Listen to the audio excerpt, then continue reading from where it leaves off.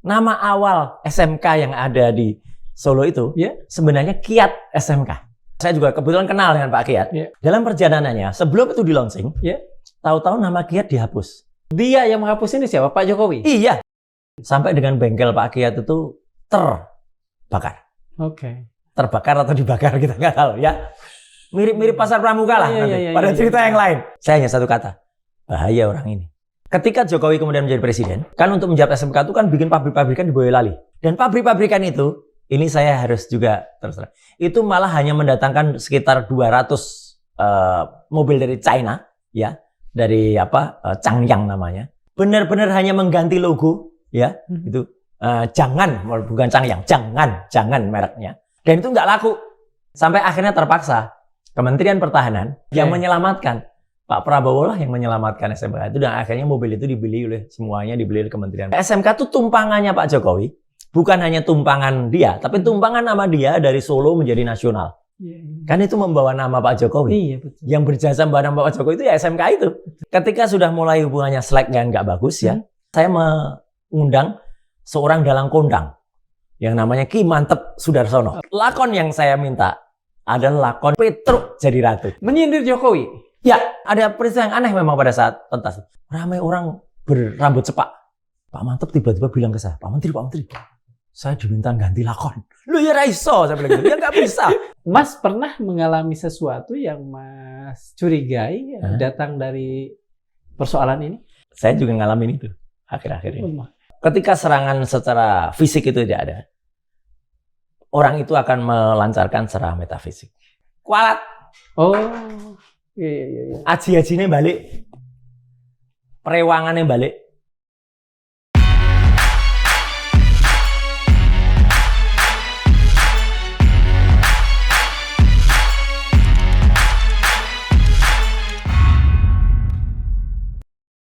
Bismillahirrahmanirrahim. Assalamualaikum warahmatullahi wabarakatuh.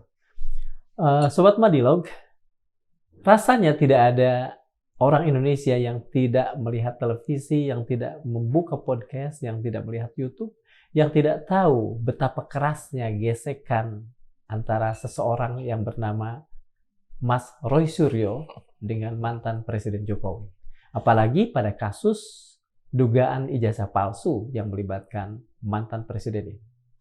Tetapi barangkali banyak di antara kita yang alfa untuk membuka-buka, katakan saja sejarah kecil di antara mereka, yang ternyata mereka pernah pada satu masa, pada suatu masa, pada sebuah tempat, kalau kata cerita, berkawan sangat akrab. Bahkan Mas Roy Suryo tidak sekadar hadir pada acara mandi kembangnya SMK, tetapi bahkan kalau menurut beberapa sumber memberikan catatan atau memberikan catatan pidato yang kemudian dibacakan oleh Pak Jokowi saat itu. Bersama kita sudah hadir Mas Roy Suryo dan kita akan coba menggali kebenaran cerita-cerita masa lalu itu. Kalau ini adalah sebuah cerita berseri layaknya Star Wars, barangkali ini adalah prequelnya dari apa-apa yang sudah kita angkat beberapa waktu yang lalu. Selamat bertemu kembali di Madilog, Mas Roy Suryo. Selamat dulu. Siap. Mas, kami ingin tanya langsung saja. Jadi kalau menurut Star Wars, Darth Vader-nya siapa? Darth Vader-nya? Iya. Tapi kalau Darth Vader itu kan bagus ya, dia pakai topeng. Hitam-hitam. Artinya lebih apa? Tapi lebih jujur lah. Iya, lebih jujur, lebih punya sifat kenegarawanan. belum udah ngegas. Silakan, Mas Ber. Ya. Apakah benar Mas Roy yang bikin rancangan pidato yang kemudian dibacakan oleh Pak Jokowi? Ya. Ini Mas. Oke. Betul. Ya. Jadi itu panjang ceritanya. Jadi ceritanya adalah tidak sekedar bikin teks ya. Tapi awalnya pada awal tahun 2000-an itu sebenarnya saya sudah terlibat panjang dengan SMK, tapi artinya dengan sekolah menengah kejuruan. Waktu itu dengan sekolah menengah kejuruan jurusan TI, Teknologi Informasi. Di Solo? Enggak, nasional. Ya. Jadi waktu itu ada beberapa pemerhati dan ahli TI Ya, saya sebut itu dulu ada senior-senior saya ya, ada yang namanya Kang Ono Widodo Purbo, Budi ITB, rata-rata ITB, Budi Raharjo, Armen Langi, terus ada satu lagi Heru Nugroho, itu bukan ITB tapi itu dari Malang. Kemudian akhirnya beliau malah menjadi staf khusus saya di Kemenpora, terus saya. Jadi waktu itu kami dilibatkan dalam sosialisasi teknologi informasi. Bahkan saat itu yang namanya TI atau IT ya itu masih barang yang sangat baru, belum ada undang-undang IT ya, belum ada. Bahkan kami yang ikut merancang waktu itu. Sebelumnya kita mengadakan kegiatan namanya MIR, Millennium Internet Roadshow. Itu ke hampir seluruh kota di Indonesia. Ya ada sponsornya Telkom, Indosat dan sebagainya. Singkat kata, itu tahun-tahun berapa, Mas? 2000. Persis memasuki milenium baru. Jadi makanya kegiatannya namanya MIR, Millennium Internet Roadshow, dengan Direktur SMK Sekolah Menengah Kejuruan. Nah, karena cukup dekatnya dengan teman-teman dari dunia MSK ini, dunia SMK ya, dengan kalangan kementerian. Waktu itu ternyata kementerian itu punya beberapa program selain TI. Ada program untuk motor, bikin motor. Ya, itu dihandle oleh Bu Rini Sumarno. Ya, Kansen. Rini Suwandi waktu itu. Ya, Rini, ya namanya masih Rini Suwandi, Handian dari Sumarno. Ada satu lagi yang menarik adalah karena saya nggak tertarik di bidang motor, saya waktu itu tertarik ketika kemudian mereka cerita, Mas kita juga ada program nih di SMK. Pak Joko juga, kebetulan namanya Pak Joko juga direkturnya SMK. Kalau Mas Roy kan tertarik di bidang otomotif, kebetulan saya kan memang hobi otomotif. Saya juga termasuk ya waktu itu sempat menjadi ambassador untuk salah satu produk Jerman untuk Asia Tenggara. Gitu. Apa VW? Bukan, Mercedes. Ya, dan saya bahkan sempat menjadi tester driver. Kenapa nih saya ceritakan, nanti ada cerita. Ada hubungannya lah ya. Tester driver itu orang yang dipercaya untuk menguji semua produk dari Mercedes ketika sebelum dipasarkan di Indonesia. Ya, selama 10 tahun saya itu dari 97 sampai 2007 sampai bahkan sampai 2010 ya gitu. Jadi setiap kali kendaraan datang mau itu cobalah ya. Saya nyoba di Sentul, di off-road gitu, dan komen-komen kita apa gitu ya gitu. Selaku masyarakat selalu bisa. Kalau sudah saat waktu itu bisa jadi YouTuber ya kalau sudah ini. Iya, tapi memang belum ada ya gitu. Tapi nggak apa-apa ya, kalau dulu mungkin saya sudah lebih dulu dari yang namanya Fitra Eri atau Mas Mobi gitu ya. Salam Mas Mobi, Fitra Eri ya gitu. Mereka lah khusus di situ. Tapi itulah perjalanan ya. Nah, dari situlah saya kemudian diajak untuk mengembangkan itu. Jadi ceritanya Sekolah Menengah Kejuruan itu akan membuat prototipe untuk mobil nasional. Memang ini ada programnya. Ada programnya, ada grand design-nya. Nah, ada 5 SMK. 5 sekolah menengah kejuruan yang menjadi pilot project itu. SMK Tegal, kemudian Malang, kemudian Borobudur, Solo, satunya lagi saya lupa, Magelang atau mana, tapi nggak ada Jogja. Nah, di antara mereka itu, di antara 5 SMK itu, yang paling bagus jadinya, itu tongkrongannya tongkrongannya itu Solo. Kenapa Solo? Karena Solo cerdas. SMK 2 Solo itu menggandeng yang namanya Pak Haji Sukiyat, pemilik Kiat Motor. Bukan yang 77 bukan ya? Bukan. Pemilik Kiat Motor. Pemilik Kiat Motor yang ada di antara Klaten dan Solo. Ya, Delanggu yang ada di Delanggu. Makanya Mas, ini harus diingat. Nama awal SMK yang ada di Solo itu sebenarnya Kiat SMK. Ada nama Kiatnya. Dan itu di mobilnya sebenarnya nanti masih ada bekasnya tulisan Kiat, itu. Ya, Kiat, tapi itu singkat kata, saya sudah aneh ketika saya awalnya itu dengan Pak Kiat. Karena awal saya juga kebetulan kenal dengan Pak Kiat. Bahkan saya sempat membina itu yang ada di tempat. Jadi ada dua kalau boleh bilang lab atau Pak bengkel ya. Di bengkelnya Pak Kiat dibuat bodinya, kemudian mesinnya itu dirakit di SMK di Solo. Kemudian di sana ada yang disebut sebagai Solo Technopark. Itu di bawah Pak Rudi, FX Rudi. Pak Rudi memang orang wakil wali kota waktu itu. Pak Rudi memang orang bengkel dan orang yang luar biasa itu ya. Sampai dengan sekarang. Ya, usia anak perbengkelannya top itu Pak Rudi. Nah, jadi kemudian saya sering ke situ. Ya, jadi itu hubungan kami sangat bagus ya waktu itu, terutama dengan Pak Rudi saya gitu. Karena ya kita sama-sama orang otomotif.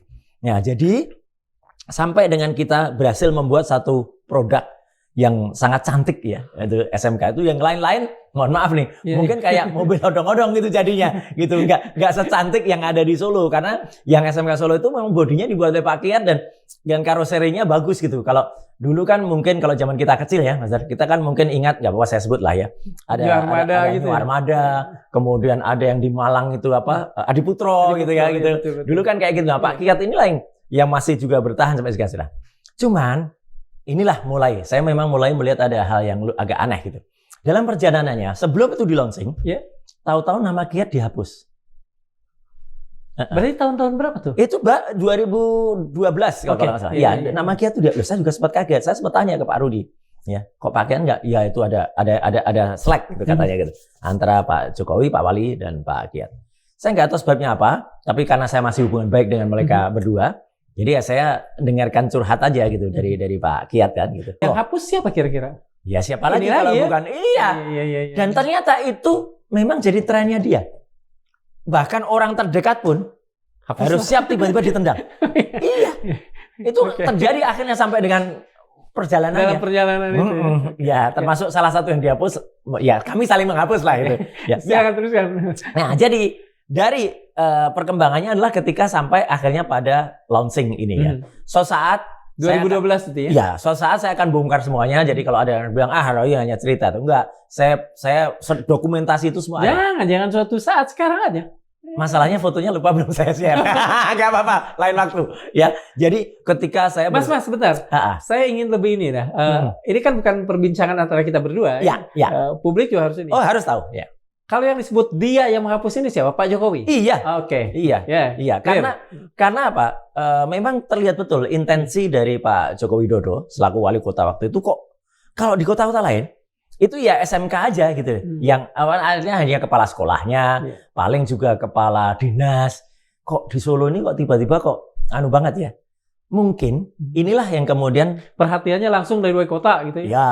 Dan ini menurut saya, ya kalau saya berpandangan positif ya, saya tidak negatif, saling membutuhkan.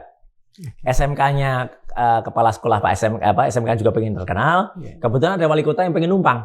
Iya, betul. Numpang tuh bukan hanya naik mobilnya, tapi menumpang ketenarannya SMK ini gitu. Dan sukses dia untuk menumpang ini. Karena kemudian dia itu waktu itu masih sebagai media darling ya. Dan kan sempat disebut sebagai wali kota terbaik. Ya, wali kota sukses seluruh dunia. Dan itu publikasinya sampai mana-mana gila memang anunya, publikasinya.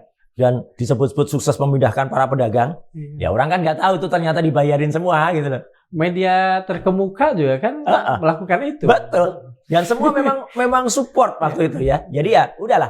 Saya juga ngikut aja karena saya juga nggak punya kepentingan apa-apa sampai adik-adik itu. Sehingga ketika saya juga dengan mereka, dengan para adik-adik itu, saya cukup akrab dan cukup dekat dengan mereka. Termasuk dengan Pak Joko Sutrisno. Ada nama belakangnya saya ingat. Pak Joko Sutrisno itu yang membina di Direktur Sekolah Menengah Kejuruan. Mas kan tadi mempertanyakan soal penghapusan oleh Pak Jokowi itu. Sempat nggak ngobrol-ngobrol dengan siapapun yang berada dalam lingkaran itu saat itu alasan dihapuskannya? Terus terang, saya tidak mau terlibat kalau hal-hal yang sifatnya agak konflik-konflik kayak gitu. Pasti ada lah, pasti ada. Ya, jadi artinya daripada nanti belum sudah ribut di dalam, ya nggak usah. Ketika tiba saya hanya diberitahu kita sudah nggak sama Pak Kiat lagi gitu. Loh, aneh gitu ya. Sementara orang ini kan sangat berjasa ya. Sangat berjasa. Bahkan namanya ada dan bukan akhirnya saya dengar sampai dengan bengkel Pak Kiat itu terbakar. Terbakar atau dibakar kita nggak tahu ya. Mirip-mirip pasar pramuka lah. Pada cerita yang lain ya gitu. Mirip-mirip pasar pramuka. Jadi semacam modus operandi juga ya. Iya. Maksud saya bukan ini ya. Kelihatannya gitu ya. Pokoknya ada kayak gitu. Dan sampai sekarang saya masih berkomunikasi intens dengan Pak Kiat itu masih. Dan artinya Pak Kiat pun juga sempat ada case yang lain. Tapi itu soal Pak Kiat. Itu sampai kemudian Mas mau membuatkan. Ya, gini ceritanya. Jadi akhirnya itu cukup panjang sampai membuat jadi ya. Kemudian ada pada tanggal ketika itu di launching dan launchingnya mau dengan perjalanan dari Solo itu harus dikendarai supaya heboh sampai ke Jakarta. Dan pembuktian juga ya. Pembuktian juga. Dipilihlah 2 orang yang akan mengendarai itu di depan. Dan ini yang pemirsa Madilog juga harus tahu. Selama ini kan kabarnya, yang mengendarai itu 2 orang kan Jokowi sama FX Rudi. Bohong. Mas. Ya, sekali lagi bukan Pak FX Rudi dengan Pak Jokowi, tapi FX Rudi dengan Roy Suryo. Sayalah yang menyopiri SMK itu dari Solo sampai Jakarta dengan Pak FX Rudi. Jokowi nggak naik itu. Itu enak memang. Siapa bilang enak? Ya namanya mobil bikinan rakitan itu kan sebenarnya kan hanya gado-gado ya gitu. Jadi yang hebat cuma tongkrongannya ya, baru tongkrongannya bagus karena itu dan mesinnya juga kayaknya bagus karena kan mesinnya itu memang mesin yang dibeli dari China. Itu memang mesin China. Kemudian blok mesinnya dicetak di sini kan. Jadi ada tulisannya SMK gitu. Itu memang dicetak. Memang kalau itu diteruskan, ini saya jujur aja. Itu bisa menjadi harapan bagi masyarakat. Karena apa? Kita nggak butuh sebenarnya mobil dengan teknologi sangat tinggi untuk di pedesaan ya. Dan bagaimanapun dalam proses kan ada Kaizen, ada apa, ada perbaikan terus-menerus. Ada terus. Jadi mobil itu setingkat dengan misalnya kalau kita lihat ya setingkat dengan Toyota Kijang ya, versi Super tahun 86. Jadi masih sederhana.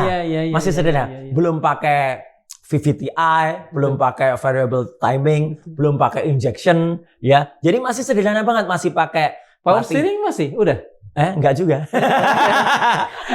masih pakai kebayang lah ya. Platina, ya kondensor gitu. Tapi bagus itu yang sebenarnya murah. Sebentar Mas, Mas selama 10 tahun selalu mencoba mobil-mobil bukan mobil murah nih, Mercedes. Pada saat ya bumi dan langit. Bumi dan langit. Nyesel nggak tuh waktu Enggak sih, karena saya gini loh. Ini sejujurnya. Saya punya harapan besar pada SMK itu. Karena itulah benar-benar kita bisa, karena saya lihat, wah ini kan dukungannya waktu itu bagus sekali. Beda loh Mas, dengan misalnya kita ingat waktu kita kecil, ada nama cikal bakal calon-calon mobil nasional kan? Sebelum MR 90 dari Mazda, ada Morina, mobil rakyat Indonesia, ada Maleo. Yang diinisiasi Pak Habibie. Ingatan Mas lebih bagus dari saya. ya aku orang otomotif. Saya orang otomotif. Jadi artinya mobil-mobil yang dulu kan ada, kalau Datsun itu sempat mengeluarkan Datsun Sena, kotak banget. Tapi yang paling berhasil memang Toyota. Karena Toyota itu kemudian mengeluarkan Kijang. Ya, Pak Harto waktu itu langsung kerjasama dengan Jepang.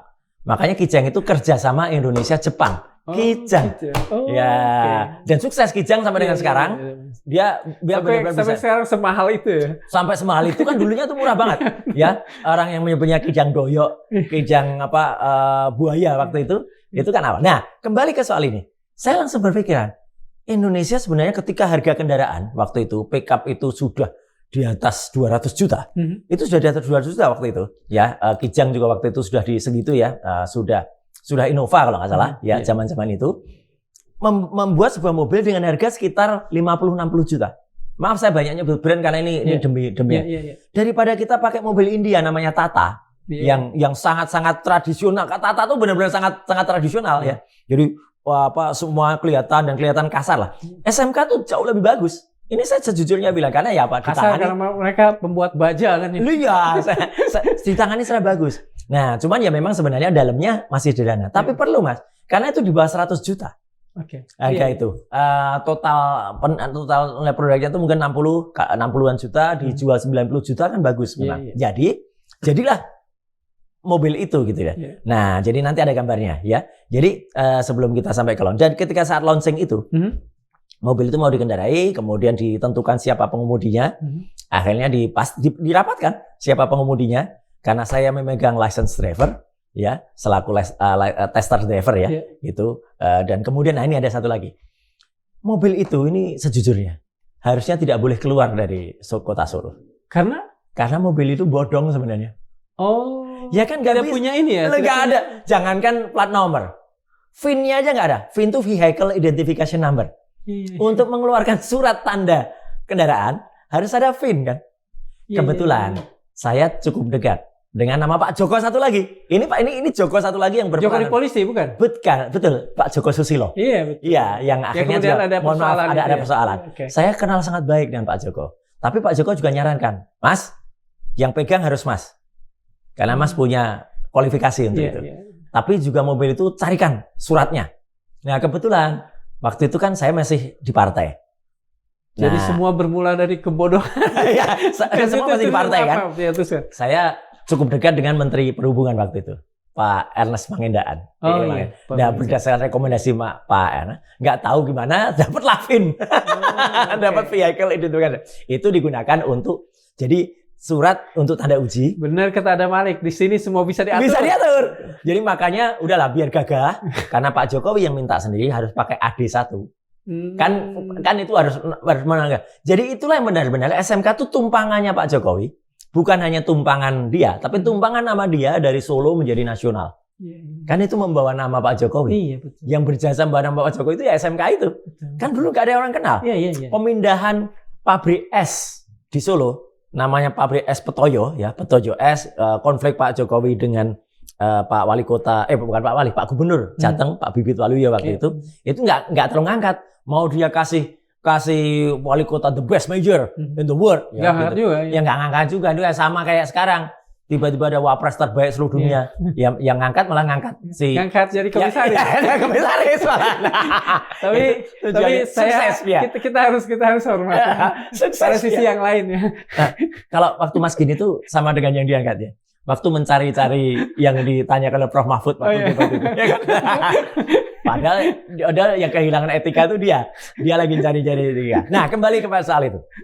Jadi ketika kemudian saatnya launching, ya itu memang ya inilah pintarnya Pak Jokowi. Acara itu ada di Solo Technopark, ya di suatu tempat yang memang dijadikan perakitan SMK. Memang betul ada perakitannya, betul. Yeah, ini memang ada yang bukan goib sama sekali. Yeah. SMK awal itu nggak bohong. Memang kalau itu diteruskan, ini benar-benar bisa menjadi harapan untuk anak bangsa Indonesia. Harapan untuk siswa SMK karena mereka punya praktek. Kan waktu itu kan kita yang dibutuhkan link and match. Iya betul. Iya kan? Jadi zaman Pak Wardiman bahkan. Iya betul. Link and, jadi ada kebutuhan untuk sekolah-sekolah vokasi kayak itu. Mereka bikin produk dan produknya langsung diserap pasar. Niatnya baik. Niatnya. Enggak, saya omong terus terang. Ya. Tapi akhirnya niat yang baik itu mohon maaf dikhianati. Saya harus bilang begitu. Karena akhirnya itu hanya dipakai untuk tunggangan nama itu. Nah, jadi pada saat hari H itu, kalau kita kembali ke foto itu, ya, itu dari Pak Jokowi sendiri yang minta. Mas, apa yang nanti harus diceritakan untuk ini? Jadi, saya buatkan narasinya, Pak. Boleh ya disebutkan? Ya, yang masih ingat lah. Kira-kira. Oh, sangat ingat dong, saya yang buat kok. Iya. Jadi saya tuh seolah-olah, nah ini mohon maaf ya untuk yang kita ngobrol ini kan barusan ada sidang Tom Lembong. Iya. Ya saya nasibnya kayak Tom Lembong itu. Tom Lembong itulah kunci di belakang semua pidatonya Pak Jokowi kan. Bahkan yang menyelamatkan nama Jokowi di internasional ketika dia bilang I asked my minister to answer. Iya. Pak Tom Lembong. Tom Lembong kan yang jawab. Coba kalau Tom Lembong nggak bisa jawab atau dia bilang haha my president do it gitu kan, konyol gitu kan. Enggak kan Pak Tom Lembong bisa. Nah itulah saya juga yang buat. Jadi saya langsung ingat karena saya waktu brand ambassador Mercedes, saya langsung ingat bahwa mobil pertama di Indonesia itu adalah Benz Python tahun 1896 dan itu adalah mobil pertama di Asia. Siapa yang membeli? Sri Susuhunan Pakubuwono ke-10. Raja Keraton Solo. Iya. Dan Sri Susuhunan Pakubuwono ke-10 itu mendatangkan mobil itu pada tahun 1896 itu ke Solo lengkap dengan 2 orang, satu sebagai sopir, kan ada sopir. Satu sebagai montir. Ya, langsung semua dari Jerman. Saya kebetulan memang pernah punya bukan proyek ya, niat besar. Dan pernah saya bicarakan dengan prinsipal Mercedes di Indonesia. Karena ini ada cerita sendiri soal ini. Saya akan bikin kisah soal ini. Karena mobil itu, mobil pertama di Indonesia, tapi juga di Asia. Sampai saya meneliti sejarahnya, sayang memang Mas. Mobil itu pada tahun 1930-an, itu kemudian akan diservis, kemudian dikapalkan keluar dari Indonesia, dari Pelabuhan Tanjung Emas di Semarang, kemudian mengikuti pameran otomotif muter, dan kalau keluar kan lama, dan akhirnya Indonesia merdeka. Sehingga mobil itu tidak pulang ke Indonesia. Oke Mas, kembali ke soal dikit aja. Siap. Saya pernah punya niat untuk mengembalikan mobil itu ke Indonesia, sampai saya harus membuat research panjang ceritanya, dan sampai saya menemukan di mana mobil itu sekarang. Mobil itu ada sekarang di Belanda, di suatu museum.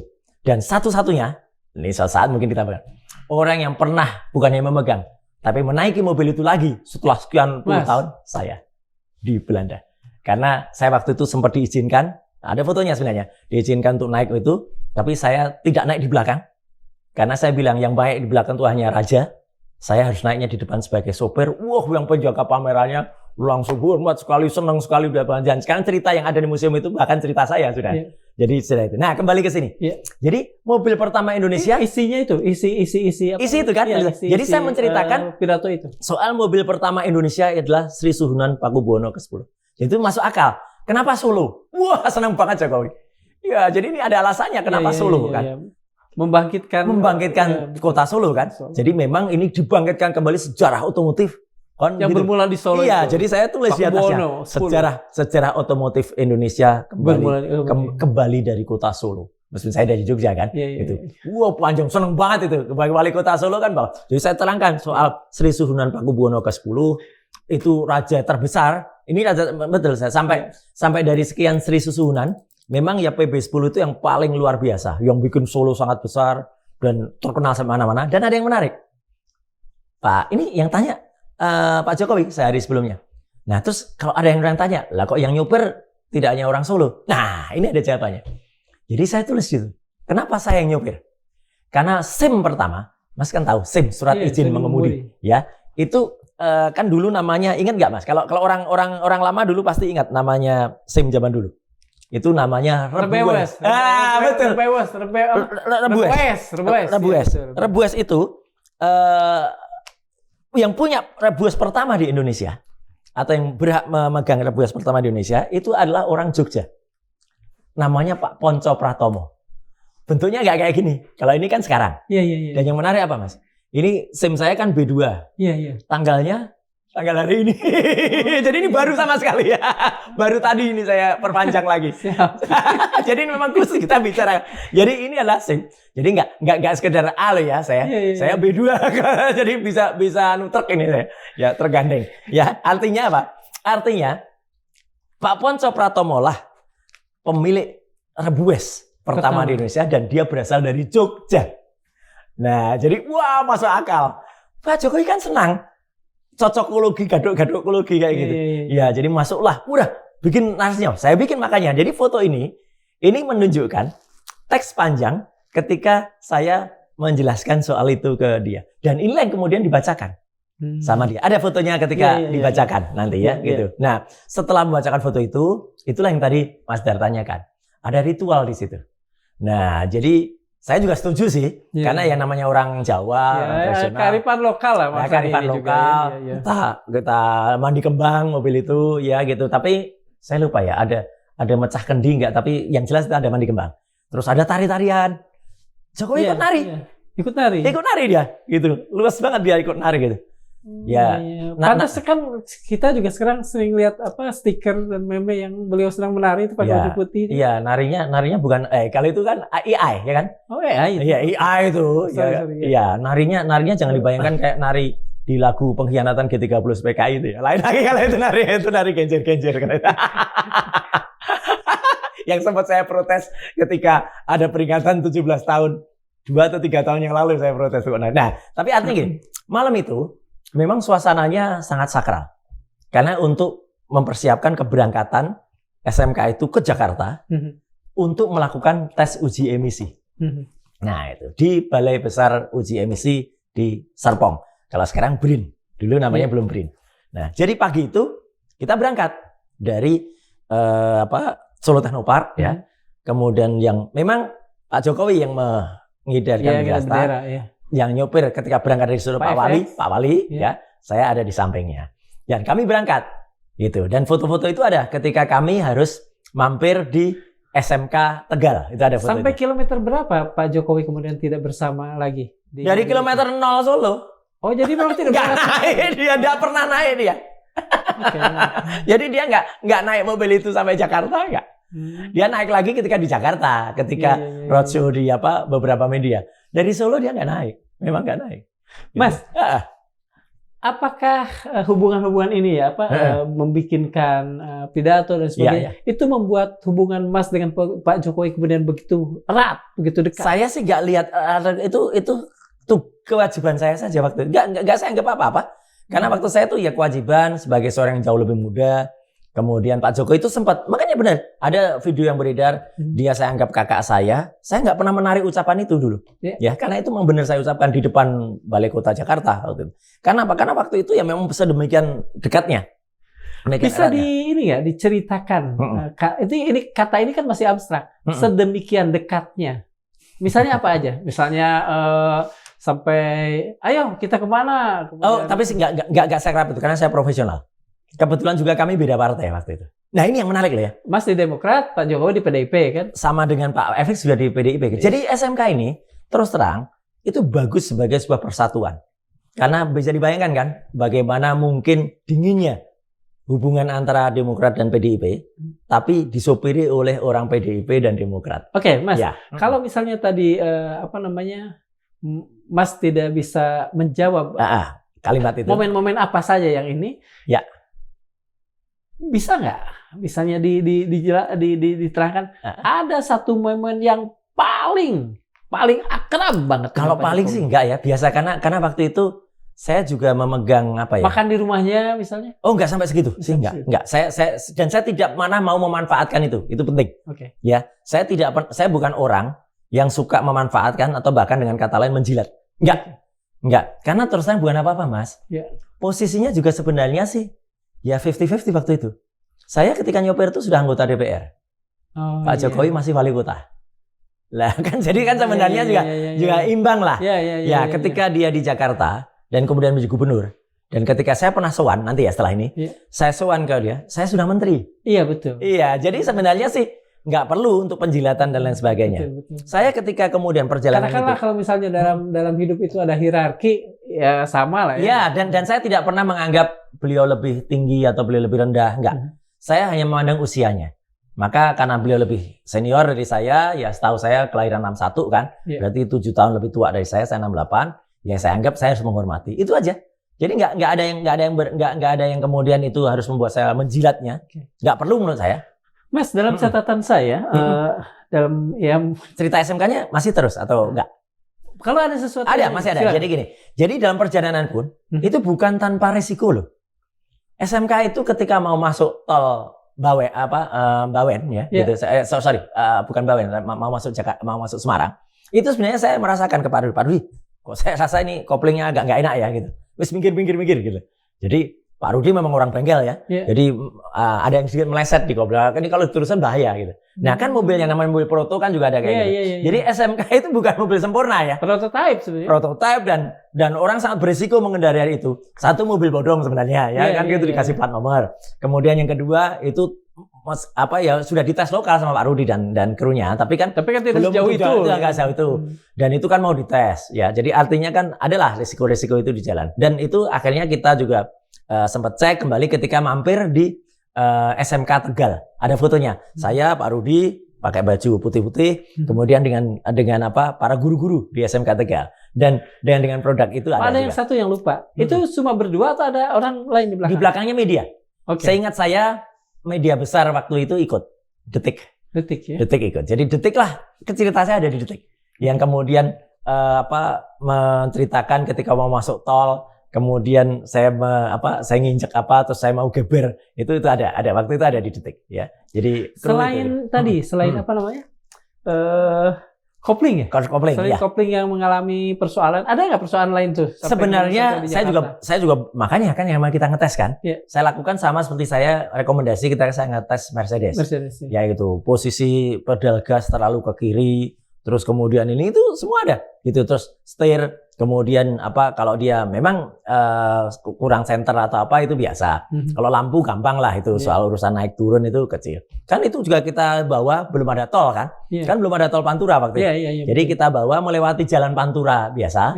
Sehingga kami juga sempat melakukan penambahan BBM ya di Raya Pantura. Ada foto saya dengan Pak Rudi lagi di SPBU. Masuk boros atau bagus lumayan?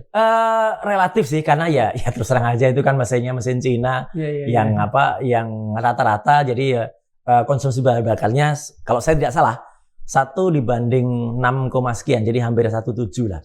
Agak boros sih. Akhirnya kami sampai esok paginya itu di Balai Besar uji itu di Serpong. Di Serpong. Dan terus terang, ini mungkin orang juga banyak yang ngerti tapi nggak lolos mobil itu. Setelah diuji emisi kan nggak lolos. Betul. Sehingga perlu perbaikan sampai kemudian diganti yang namanya catalytic converter. Jadi catalytic converter itu adalah alat untuk menyaring zaman bahan bakar. itu. Ya. Kata ini kan ngetop sekali, catalytic converter. Saya ingat iya, karena itu yang membuat tidak lolosnya SMK. Ya, gitu. Jadi, nah, dari situlah Mas, ini poin yang cukup penting. Setelah uji itu dan kemudian mobil itu dinyatakan sudah lulus, saya mulai pertanyaan besar saya ke Pak Joko Widodo mulai dari situ. Oke, sebelum ini satu pertanyaan dulu sebelum itu. Iya. Selain urusan SMK ini, urusan apa lagi yang mendekatkan Mas dengan Pak Jokowi? Sebelumnya nggak ada. Nggak ada. Cuma ini. Sebelumnya nggak ada. Jadi memang saya karena saya bukan orang partai PDIP. Oke. Jadi tidak ada alasan lain. Nanti dikira saya mau nyebrang partai kan nggak enak juga kan gitu. Kalau gitu langsung ke yang tadi. Mas tadi mau menceritakan Jadi setelah itu, itulah pertanyaan besar saya dan mulai saya memberi jarak pada Pak Jokowi. Kan apa? Saya berkali-kali tanya ke Pak Jokowi. Pak, ini SMK kan sudah apa progres selanjutnya? Nggak ada jawaban yang pasti. Ya udah. Karena apa? Karena nama beliau udah terkenal banget. Udah nggak ada urusan lah. Udah nggak ada urusan. Padahal kan setelah itu Pak Jokowi itu masih roadshow ya sebelum saya tanya kan masih roadshow di salah satu TV yang sekarang sangat terkenal dan sering diputar-putar itu ya di Metro TV dengan pewawancaranya Dubes Singapura ya. Sekarang Dubes Singapura. Pak Mas Tommy. Ya. Mas Setiotomo ya gitu. Nah, itu kan juga ketika ditanya berapa pesanan SMK itu 6.000. Jadi kalau Mas Tommy mau pesan nanti 3-4 tahun. 3-4 tahun. Bukan 2 bulan. 3-4 tahun ya kan. Gitu. Waduh, itu kan sangat-sangat viral. Ya itulah termasuk persis seperti kata-kata 11.000 triliun yang ada di kantong ya. Itu waduh. Tapi beliau masih begitu. Ya, Jokowi masih melakukan itu sedangkan kita-kita yang ada di bawah benar. Ya kan saya yang dekat dengan mahasiswa. Saya dekat dengan kepala kan mereka selalu tanya. Terus boleh Pak, gimana Pak? Apa yang terjadi pada mereka kemudian? Ya udah, zong, itu aja. Maksudnya Mas kan berhubungan dengan mereka. Ya. Ini anak-anak muda yang punya harapan besar itu kemudian ya, ketika kemudian itu kan zong, sama seperti bisa diceritakan nggak? Ya kasihan Pak kepala SMK. Artinya kan mereka kan tanya, Pak gimana ini kok hanya dipakai untuk itu aja? Akhirnya muncullah kata pencitraan itu dari mereka sebenarnya. Pak ini masa Pak Wali hanya pencitraan gitu aja? Ya kan saya waktu itu gimana ini terus yang mau bikin gini. Sampai benar-benar itu terputus.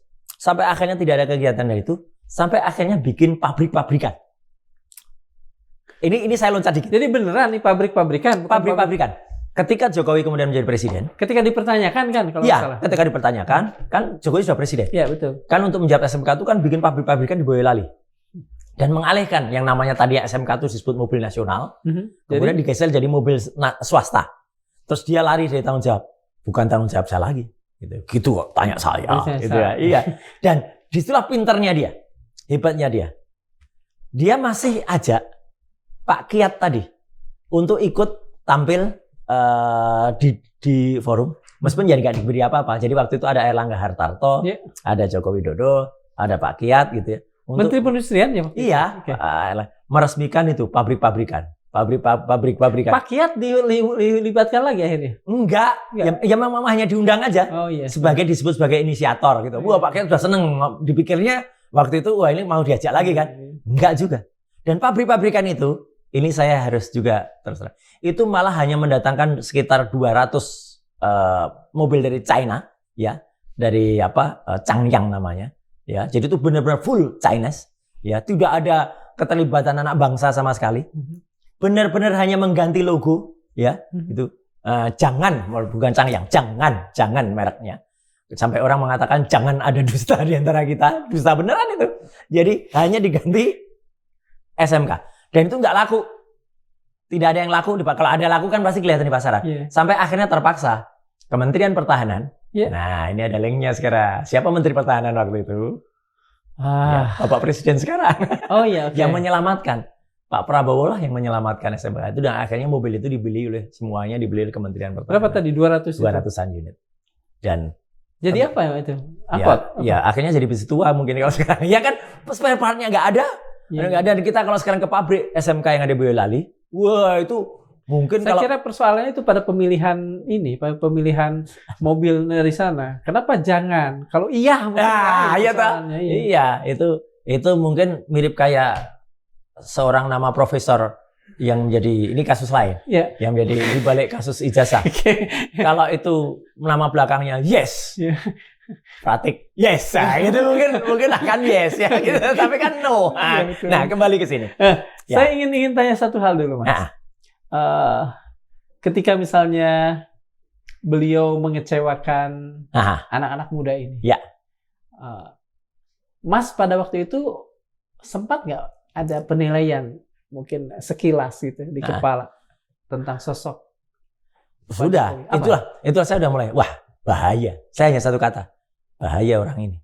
Gitu loh. Kalau kita itu harus 2000 sekitar kalau nggak salah 2012. Ya, 2012 menuju mau dekat 2013. Itu bahaya orang ini. Jadi sebelum 2014 jauh. Presiden, saya sudah sebetulnya udah tahu. Memang ada satu momen yang sebenarnya coba mendekatkan saya lagi ya. Jadi ketika waktu itu Jakarta itu akan menjadi kota pengganti adanya Islamic Solidarity Game.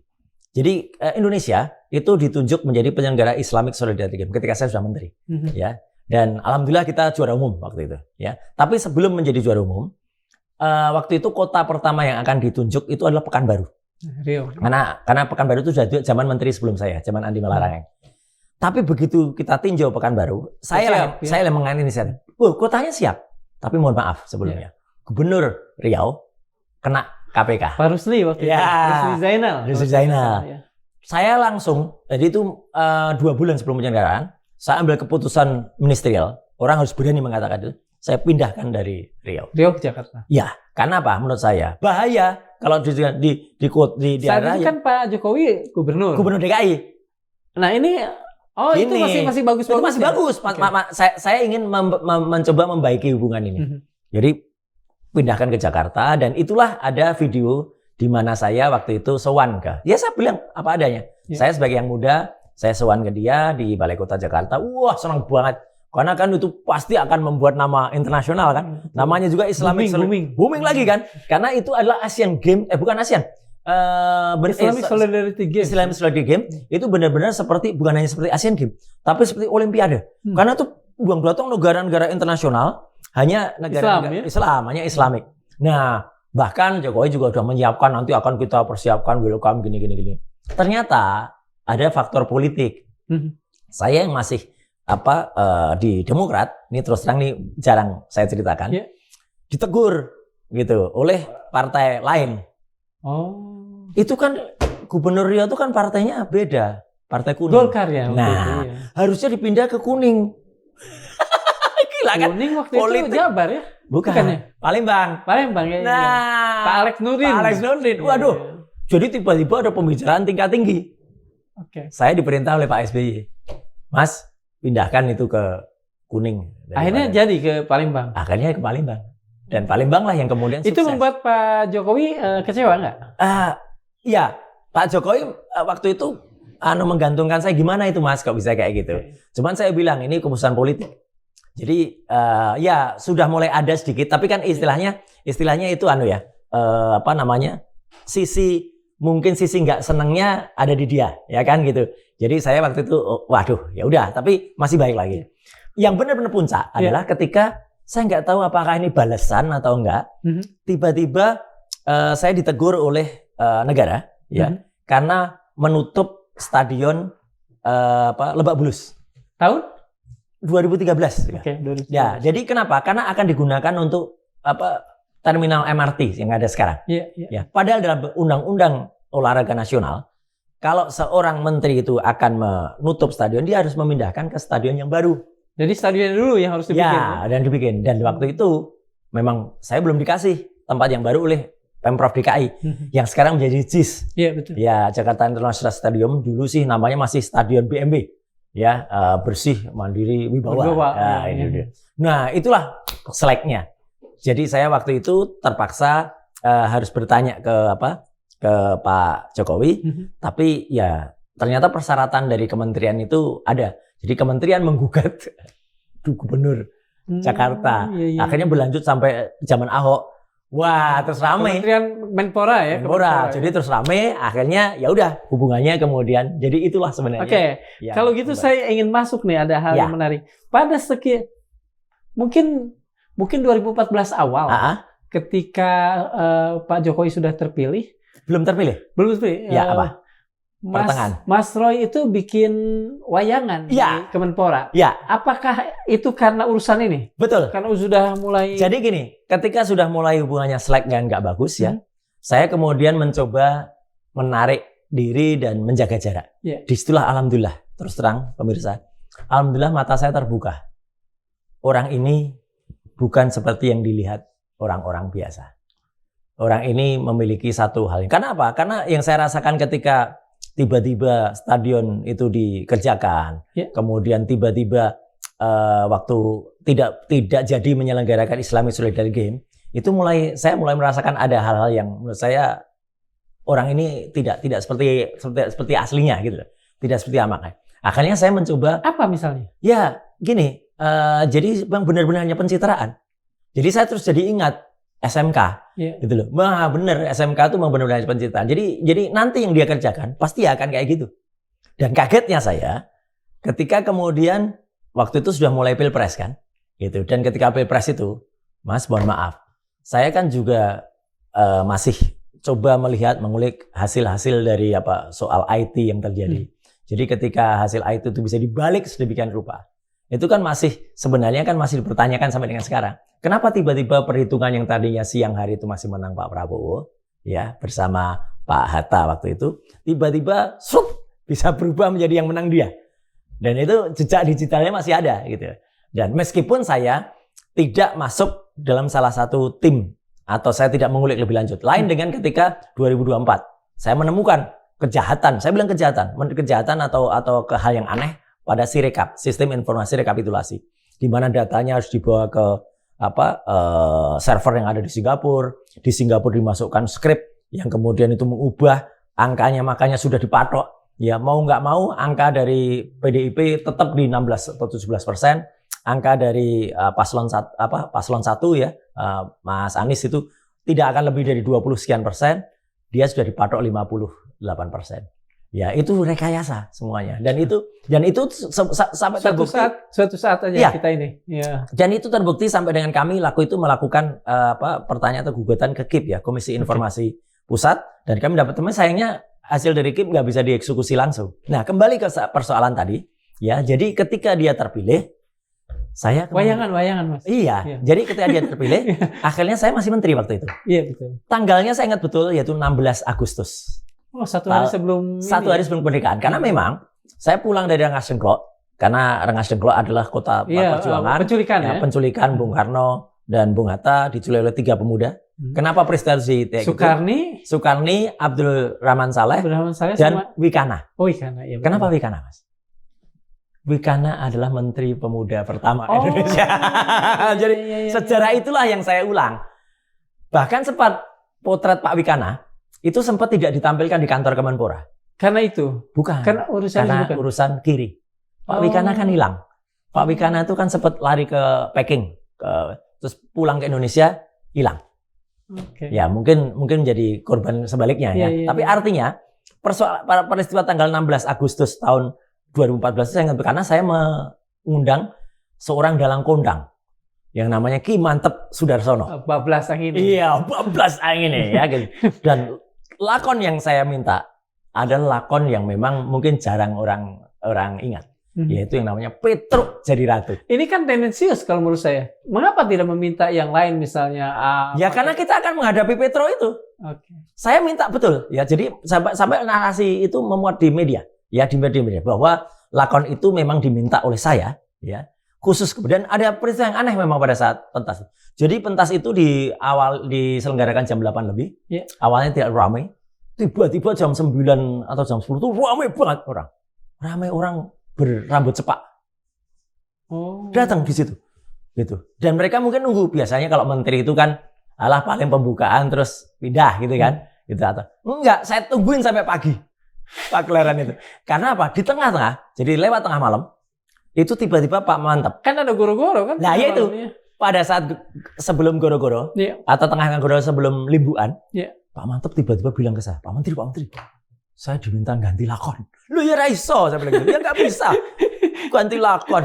Ya, nggak bisa. Ini lakon dan karena ini mungkin ada yang nanya gini, lakonnya opo? Lakonnya opo, Pak Mantep? Nah, jadi Petruk Jadi Ratu itu memang akhirnya ternyata ada yang tidak suka dengan lakon itu. Kayak begini, wajar orang tidak suka dengan lakon ini. Karena ini memang Mas Roy waktu itu berusaha atau bertendensi menyindir. Enggak? Saya bukannya menyindir, tapi saya mengingatkan masyarakat. Akan Petruk yang nanti akan benar-benar jadi ratu dan akan benar-benar berperilaku seperti Petruk Jadi Ratu itu. Menyindir Jokowi? Ya, jadi Petruk Jadi Ratu itu, saya gambarkan saja. Saya ulangi. Menyindir Jokowi? Ya pokoknya seorang yang akan jadi Petruk. Bumi gonjang-ganjing, langit kelap-kelap. Ya, saya mohon maaf ya, Mas Dar dan juga pemirsa. Saya memang tidak sekedar memainkan wayang. Kebetulan saya memang berlatar belakang dari keluarga dan ayah saya memang punya museum wayang di Jogja. Dan saya memang belajar seni wayang. Jadi Alkisah, ada Petruk yang sangat dicintai oleh rakyatnya. Dan Petruk ini memang menggambarkan orang yang deso, ya, kemudian ramah, makanya tubuhnya berkilau, bak emas ini, ya kan? Jadi orang lihat dia senang, glowing, gitu ya. Dan sempat, nah ini cilakanya. Nah, ini Kanjeng Raden Multimedia Telematika. Ini sempat memang bersahabat cukup akrab dengan Sang Petruk ini pada kasus SMK, ya kan? Sempat, harus diakui saya bantu betul, tapi karena ide-idenya waktu itu yang luar biasa. Nah, Alkisah, Petruk ini kemudian menemukan menemukan yang namanya jimat Kalimosodo. Jimat Kalimosodo itu aji-aji. Ya, aji-aji sebenarnya kalau dalam bahasa aslinya itu artinya adalah kalimat syahadat. Wah, bolak-balik. Akhirnya dia menjadi ratu. Jadi dia pakai jimat Kalimosodo itu untuk kemudian tahta dia. Wah, raja ya? Raja, dia menjadi raja. Tapi ya inilah kehebatan dari para filsuf atau para seniman kita zaman dulu, Mas. Nama dia berubah. Tidak Petruk lagi, tapi menjadi Prabu Welgeduelbeh. Ya, Welgeduelbeh itu pokoknya cuek bebeh. Dan Prabu Kantong Bolong. Kenapa Kantong Bolong? Karena di kantongnya, ada 11.000 triliun di kantong kiri. Ada 8.000 triliun di kantong kanan. Ternyata bolong atau bohong, ya. Nggak ada. Dan akhirnya Petruk ini kemudian terpaksa, ya, harus meninggalkan jimat Kalimosodo dia karena memang dia nggak layak pakai itu. Dia jadi zolim. Dia jadi Petruk yang bengis dan kemudian berubah. Tidak lagi glowing, ya, tapi dia menjadi ini. Wah, dia menjadi hitam, kusam. Indonesia gelap. Ini karena segelap kulitnya. Bahkan tidak hanya segelap ini. Tingkahnya pun menjadi kalau dalam bahasa sekarang, bahasa anak-anak, menjadi pating petokil. Pating. Nah, wah, udah kayak gini nih dia. Dia udah pating kokean pula. Ya. Kenapa kokean pula? Dia bukan raja, tapi masih seperti kalau dalam seri Al Capone, ya. Dia tidak berkuasa tapi masih pengen menguasai. Jadinya pating petokil kayak gini. Ya. Udah, inilah penggambaran Petruk itu sekarang. Jadi, saya ingin ingatkan, ya. Toh juga Tuhan yang Maha Kuasa, Allah Subhanahu wa taala itu toh nantinya akan jadi gini semua. Iya kan? Mau nggak mau dia juga akan ukuran 1 kali 2 meter lah nanti masuknya. Iya kan? Kenapa masih begitu? Mumpung masih ada waktu, Mas Dar. Contohlah ini. Orang atau sosok yang sangat baik. Yaitu namanya Bathara Guru ini. Nah, ini Bathara Guru. Bathara ya, Bathara Guru ini adalah guru yang pantas untuk namanya guru. Prabu Manikmaya ya? Betul. Ya, guru itu untuk digugulan ditiru. Kenapa? Dia pernah ketika masih menjadi ratu, wah, dia dengan relasi kuasanya, dia ketemu dengan Bathara Guru ini. Dulu dia masih di atas gini, ya kan? Dia bilang, "Terima kasih Bathara Guru, berkat bimbinganmu, aku bisa menyelesaikan studi di teknologi kayu. Padahal teknologi kayunya bohong, nggak ada. Basket dengan saya nggak tahu berapa kali bolak-balik itu ya kan. Dia dosen pembimbing skripsi saya. Wah, waktu itu dia masih dalam kelas saya, itu tanggal 19 Desember tahun 2017. Sekarang, kenapa saya bilang orang mengingat Bathara Guru nih? Karena Bathara Guru atau Bathara Kasmujo ini, ya, ini sekarang gantian mengingatkan, aku bukan dosen pembimbing skripsimu. Waduh, ini malu ini. Aku bukan dosen pembimbing akademikmu, tahu nggak? Selesai. Jadi biar masyarakat yang mengingat kebohongan-kebohongan yang sudah dibuat mulai dari SMK sampai dengan skripsi sampai dengan ijazah itu. Mas, saya ingin bertanya soal pertunjukan itu. Ya. Apa ada? Ya, kira-kira kayak gini gambarannya. Ada ini nggak? Ada apa namanya? Ada buntut setelah pertunjukan itu. Nah, saya sempat mendengar seseorang yang ditokohkan di situ, Petro itu, itu sangat geram dengan pertunjukan itu. Sangat geram. Tahunya dari? Ya, saya kan masih punya telinga. Apalagi di Komisi 1, mitra saya kan intelijen. Termasuk salah seorang intelijen yang sekarang masih, yang pernah juga bicara di kursi ini. Namanya Pak Sri Rajasa. Chandra. Itu juga sahabat saya dulu ketika beliau masih di Aceh. Dia kan Binda Aceh waktu itu. Betul. Nah, jadi artinya saya benar betul bahwa uangnya sudah sampai ke pati-pati lah. Gitu marahnya karena ubun-ubun maksudnya. Iya, ubun-ubun karena dia itu kan selalu menggunakan filosofi Jawa. Iya kan? Filosofi Jawa untuk seolah-olah arif. Tapi bukan dia sindir. Kalau saya sentil langsung dengan filosofi Jawa. Jadi artinya apa? Saya hanya mengingatkan kita semua bahwa kita ini sebenarnya sudah menjadi korbannya dia. Maka saya kembali pakai kaos ini, Mas. Nah, ini banyak banget ini. Ini korban Mulyono. jadi kita ini harus diingatkan bahwa kita ini adalah korbannya Mulyono. Gitu lah. Mulyono itu siapa ya? Udah jelas lah ya. Nah, ini korban Mulyono. Dari barat dari Sabang sampai dari Sabang sampai Merauke, dari Pulau Miangas sampai Pulau Rote, ya. Banyak yang sudah menjadi korban Mulyono. Jadi dengan Petro jadi ratu itu saya sebelum dia dilantik loh itu ya. Saya ingatkan masyarakat bahwa ada Petro, dan waktu itu saya memprediksikan. Orang mungkin belum ngeh kalimat saya waktu itu. Orang mungkin belum ngeh dengan lakon yang saya pentaskan bersama Pak Mantem. Tapi saya waktu itu bilang 3 tahun lagi orang baru merasakan, dan ternyata mengapa waktu itu yakin 3 tahun lagi dan seterusnya? Ya karena yang saya rasakan begitu. Saya hanya lihat biasanya kan kalau masih quote and quote masih ibaratnya bulan madu, itu kan masih cantik-cantik. Ya kayak dulu ketika saya membantu dia dalam urusan SMK, itu kan memang kita saya juga masih benar-benar karena kami ya benar-benar saya itu ingin membantu anak bangsa. Ingin membentuk anak-anak sekolah menengah kejuruan supaya dia benar-benar link and match gitu. Dan akhirnya kan apa? Mereka pada teriak, kelimpungan, ya akhirnya tidak, dan kan kasihan juga guru-guru SMK-nya kan sudah dapatkan hope yang luar biasa. Kasihan Pak Rudi juga. Pak Rudi lah kan artinya yang karena beliau di Solo kan yang harus menyelesaikan itu. Yang mungkin paling sering datengin kali ya. Anak-anak itu gitu. Gimana Pak? Itu. Dan kasihan Pak Kiat juga kan. Sudah bantu dari awal. Kemudian namanya dihapus, ya sempat dikasih harapan ketika launching pabrik itu, tapi ternyata pabriknya itu ternyata harapannya Pak Kiat kan ya karoserinya dipakai lagi. Enggak. Jadi itu benar-benar hanya mendatangkan mobil China yang namanya Jangkan tadi, ya. Kemudian benar-benar hanya ganti logonya aja, plek itu aja, tanpa ada nasionalnya sama sekali. Ya, jadi kan menurut saya memang luar biasa kacaunya gitu loh. Orang yang kemudian mengorbankan kita semua ini, si Mulyono ini. Gitu. Mas sendiri secara pribadi merasa dihianati nggak? Secara pribadi lah.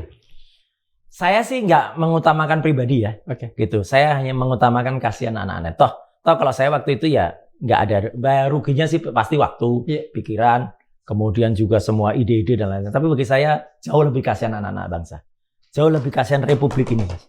Gitu. Saya ingin tanya, dan jauh lebih kasihan misalnya orang-orang yang merasa dikasih janji dengan SMK itu tapi tidak terwujud, mulai dari SMK 11.000 triliun. Pemilik traktor yang ada di Jawa Timur diambil lagi, yang diambil lagi traktornya itu kan dahsyat luar biasa tuh modusnya sampai sedemikian jauh, sampai dengan hal-hal lain yang kemudian sempat dijanjikannya. Pernah merasa benci? Kalau tadi saya kan lihat wayang sampai digebuk, itu tanda kebencian atau apa, Mas? Enggak, itu kan gerakan saja. Itu kan gerakan. Itu kan persis sama kayak ketika, masih ingat nggak? Ada seseorang sabetan gitu ya? Sabetan kan? Okay. Atau ada seseorang yang katanya waktu di sidang tiba-tiba loncat meja. Wah, itu kan dia katanya digerakkan oleh alam. Wah, ini juga wayang itu digerakkan oleh alam. Tapi lepas dari wayang tadi, ya, ada nggak perasaan benci terhadap? Enggak. Yang ada apa? Yang nggak ada. Yang ada saya hanya ingin supaya orang di Indonesia itu tidak menjadi korbannya lebih jauh. Okay. Makanya kenapa di kasus lain, saya harus cerita, saya harus membongkar soal ijazah skripsi. Itu benar-benar, Mas. Demi Tuhan, tidak ada kebencian. Siapapun yang memimpin negara ini dan tidak benar dalam ijazahnya, ya, skripsinya, bukan hanya dia loh ya. Siapa tahu nanti anaknya. Okay. Yang ternyata tidak benar ya kita bongkar juga, gitu loh. Kalau gitu saya balik. Apakah Anda merasa Mas merasa Pak Jokowi merasa Mas hianati? Ada nggak perasaan gitu? Wah, kalau itu harus tanya ke dia. Yang jelas lucunya ini telinga informasi intelijen. Yang jelas dalam kasus pelaporan ke saya dan Dr. Tifa, Dr. Rismond, ya, dan kemudian ke yang lain-lain, ya, saya mendengar itu. Pokoknya masuk, gitu. Harus masuk. Gitu. Jadi hukumnya pokoknya. Ya, jadi saya mendengar bahwa undang-undang ITE yang sekali lagi undang-undang itu dibuat untuk sebenarnya kemaslahatan manusia, karena termasuk saya ikut merancang undang-undang itu, bukan untuk mempidanakan orang, Mas. Iya, betul. Dan Mas berkali-kali kan, iya, dan lawyernya kan selalu bilang ini kan orang berhak. Tahu, orang tuh memang punya hak, tapi di atas hak itu ada kewajiban. Di atas hak itu ada nilai-nilai luhur yang digariskan. Ini saya keluarkan lagi. Digariskan oleh Bathara Kasmojo ini. Iya, Bathara Kasmojo ini. Jadi dia di atas Nandi. Oh iya, Nandi. Dia di atas Lembu Nandi. Lembu Nandi. Ya, dia di atas Lembu Nandi itu untuk menunjukkan bahwa memang pikiran dan kemudian kearifan, kenegarawanan seseorang itu memang harus di atas binatang. Okay. Kalau dia menggunakan pikiran dan haknya aja, ya sama saja begini. Binatang lebih unggul daripada manusia. Jadi orang yang menggunakan haknya lebih dulu dan berusaha membidangan orang lain, mungkin dia hanya berpikir seperti lembu ini, seperti Nandi ini, bukan seperti manusia seharusnya. Setelah gesekan yang begitu panas, Mas pernah mengalami sesuatu yang Mas curigai datang dari persoalan ini? Mungkin sulit untuk diceritakan di matra ketiga ini. Tapi mohon maaf, saya terlahir dari lingkungan itu. Saya lahir dari komunitas Pakualaman di Jogja. Dan ketika penobatan Sri Pakualam yang ke-9, saya termasuk orang yang sempat pasang badan untuk mengalami itu. Jadi ada serangan kayak gitu. Oh, artinya metafisik gitu ya, maksudnya? Okay. Dan lucunya, saya juga ngalamin itu akhir-akhir ini. Iya. Dengan saya tentu saja nanti akan menjadi itu tidak ilmiah, lebay gitu ya. Tapi saya hanya bilang. Sementara Mas di urusan yang ilmiah. Telematika kan. Jadi saya hanya bilang. Apalah misalnya tiba-tiba kucing apa gitu. Iyalah. Enggak gini. Yang jelas adalah saya harus bilang bahwa ketika serangan secara fisik itu tidak ada, orang itu akan melancarkan serangan metafisik. Dan kalau sekarang banyak orang yang bilang orang itu terkena kilas balik dari itu, jangan salahkan orang lain. Salahkan dia sendiri. Kayak dia menuding, ya saya selalu bilang ini. Satu tangan menyerang ke dia, satu tangan menyerang orang lain, 3 tangan ini balik ke dia. Jadi saya tidak mengiyakan, tidak menyalahkan. Kalau sama seperti si Petruk Pokel ini, ya, serangan itu sekarang balik ke dia semua. Ya. Jadi dia sampai kepalanya udah. Itu dalam kultur Jawa apa disebutnya, Mas? Kualat. Oh. Iya. Aji-ajinya balik. Perewangannya balik. Ya, atau bahkan Mungkin ya kalau orang mengatakan, tapi saya bukan orang yang pantas untuk menjelaskan. Mungkin perlu Madilog mengundang orang yang bisa memandang itu. Dukun. Enggak lah. Nanti ini kami berubah. Nah, makanya tidak Madilog lagi, makanya saya hanya senyum saja. Kalau tadi Mas Dar, saya hanya senyum saja. Kita masih berpikir yang ilmiah, ya. Yeah. Jadi saya masih tetap pemerhati telematika, bukan pemerhati telepatika. Terima kasih Mas Roy. Terima kasih sudah bergabung. Siap. Sobat Madilog, Roy Suryo dan Jokowi, dua nama yang dulu bertemu dalam simpul SMK, kini berdiri seperti kutub yang saling menolak. Yang satu bicara bukti, yang lain bersandar pada kuasa. Tapi sejarah tak mencatat siapa yang paling lantang. Sejarah mencatat siapa yang tetap jujur, meski sendiri, meski sunyi. Budayawan dunia Alexander Solzhenitsyn pernah berkata, satu kata kebenaran itu jauh-jauh lebih berat dari seluruh dunia ini. Kebenaran tak selalu menang cepat, tapi yakinlah, ia tidak mati. Ia menunggu waktu. Imam Al-Zunaid Al-Baghdadi, seorang sufi, mengingatkan kita semua, yang paling menyakitkan bagi orang jujur adalah melihat kebatilan dirayakan dan kebenaran diasingkan. Dan Nabi Muhammad SAW bersabda dalam hadis sahih Al-Bukhari, jangan jadi pengikut buta. Jika orang lain baik, kamu baik. Jika mereka jahat, kamu pun ikut jahat. Tapi teguhkanlah diri, ikutlah yang benar, meski mungkin sendiri. Amin. Hadis Bukhari nomor 7320. Terima kasih. Assalamualaikum warahmatullahi wabarakatuh. Waalaikumsalam warahmatullahi wabarakatuh. Siap.